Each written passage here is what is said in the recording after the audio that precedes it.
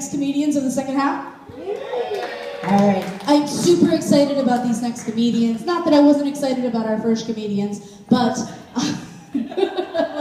Thanks, guys. No, I am really excited about our next comedians because I feel like I know all of them pretty personally now, and probably not in the best ways. No, I'm just kidding. But I'm really weirdly excited about this next comedian, but I feel like it should be toned down a bit because, I'll tell you why. He has a relationship with my daughter that is not healthy. She is not even 4, guys. You see how old he is? This doesn't get better. No, I'm just kidding. It's not that creepy, I swear to God. He makes trains, not like sexual ones.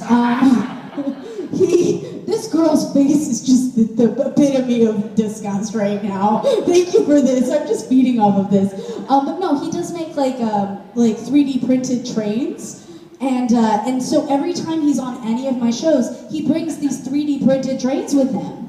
And I think he thinks it's like the only way that he gets to be on my shows now. Is that he's feeding this addiction that my daughter has to trains. And then he took me to a train convention with her. And I was so astonished about how expensive fucking trains are. And so I realized he just got my daughter addicted to something worse than drugs. Why the fuck? And I have to feed this addiction because she's not even 4 yet. So, yeah, but, you know, I think that's probably the worst thing that this guy could ever have done. But today, as he came in today, he brought me a whole box of trains. So, yeah, and also, you know, she's been asking every time I go to comedy, is Socrates playing? Is he on? Like, legitimately, and it is the creepiest thing ever. So I want you guys to give a very, very warm welcome, but a humble warm welcome for our first comedian of the second half, Socrates! Thanks so much. Keep it up with Sid. Yeah, that's the best way to introduce a person for a contest in any short. Yeah, he's a pedophile. No, he's not. He's a pedophile that doesn't know how to be a pedophile. He's confused. Look, if you have a 3D printer, you end up with a lot of stuff and you can throw it in the garbage, or you can find someone who thinks it's good.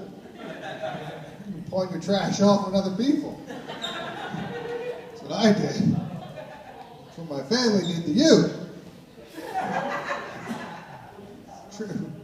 And by the way, Sid, lactose tolerant, lactose intolerant, make up your mind, woman. This is what I'm behind you on a bike. No, just go. Either way, just go. That's what the beautiful lactose intolerant people. You just go. So how y'all doing tonight? Yeah. Bunch of expats here tonight. This is an expat crowd. You don't want to say it now because of boss, right? I get it. Because I am an American expat. Woo! USA, USA, USA. There you go. I'm an old American expat. When I was a kid, that was popular. You know, because I'm 58 now, which is 85 in Dutch. The Dutch is a hard language to do if you're an American. American is a hard language to do if you're American. If you've ever listened to Americans, a lot of them don't speak it. They vote, but they don't speak right. It's an embarrassing country. Anybody gone to the U.S.? Have you? Where'd you go? Yeah, sure. California, that's a nice part of the U.S. New York, the other nice part. The rest of it, not so nice. Texas. Yeah. It's their own country. Miami's, yeah, I lived in Florida and New Jersey. When people think New Jersey, they think New York. So that's the people in New York that come into New Jersey. I'm part of South Jersey. It's a little state we tried to secede from the north. And then I moved to Florida, which of course is America's penis. Sort of like Maastricht. Hey. So where are you from in the U.S.? Minnesota. Is that the hand state or is that the other one? Yeah, well, is that the hand state? That's Michigan's the hand state, right? Yeah. Michigan. Then Michigan, you ask a Michigan person where they're from, they do this. I'm from here, because it looks like a hand. Yeah, it's not much to cling on to in the U.S. We don't have culture, or history. They have buildings so much older than the U.S. of A. They have old windmills here that are like from 1612, and you're like, whoa! The country's from 17 something. So 100 years before us, they were like, yeah, made up a windmill. And it's cool because it makes all sorts of stuff, It's like, have you seen the windmills? Are you people windmill people? The Dutch are amazing with their technology. Now the new windmills that for some reason everybody hates. I see the signs, no windmills, can't windmill, but there's never like pro windmill, Why do people get so upset by this stuff, Windmill up there. Ah! Fascism. Yeah, sure. How bad could it be? But you know what happens with a windmill, right? It'll be up there, turning, producing power. I don't get it. I'm just weird. Like I said, I'm an American. I've been here for 15 years, so I'm like really confused now. Anybody know the difference in America when you vote? Not only does it not matter, but it takes a long time. It's like pages of questions.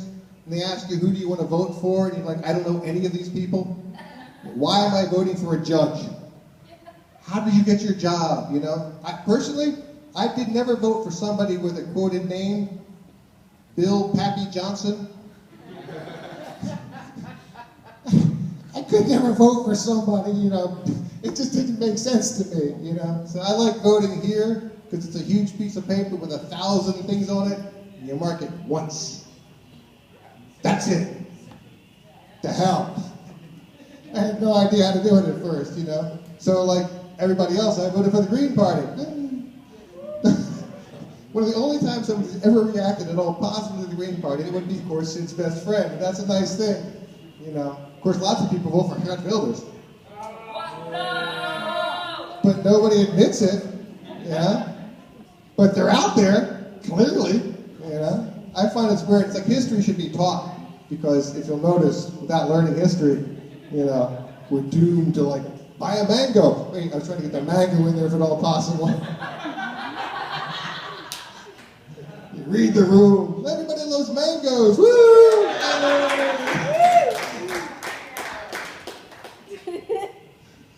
So I've been here for a while. Like I said, I've been going through a thing. I got crushed by a scooter a while ago, talking this word aangereden, which means to be slammed into.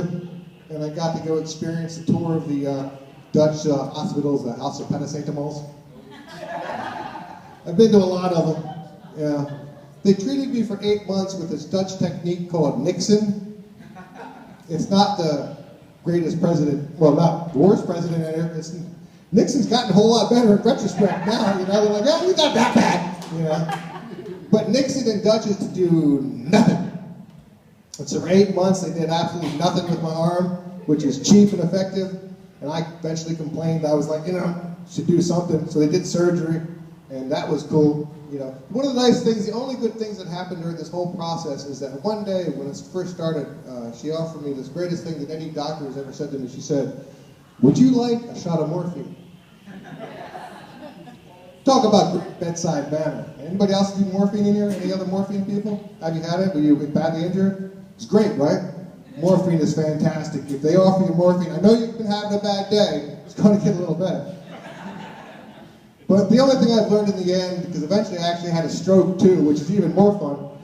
Yeah, exactly. Life itself is a river, you know what I mean? Because it's constantly flowing from one side to the other. And in the end, you have to get used to this fact. It's like, in the end, it's like even a relationship is a river, because it takes 2 banks to make a river. And in the end, if you're by yourself, you can just be a beach. Which is where the saying comes from, Life is a beach. Anyway, my name is Socrates. If you want to have a kid, you want to train, give me a call. Thanks a lot. Never soon.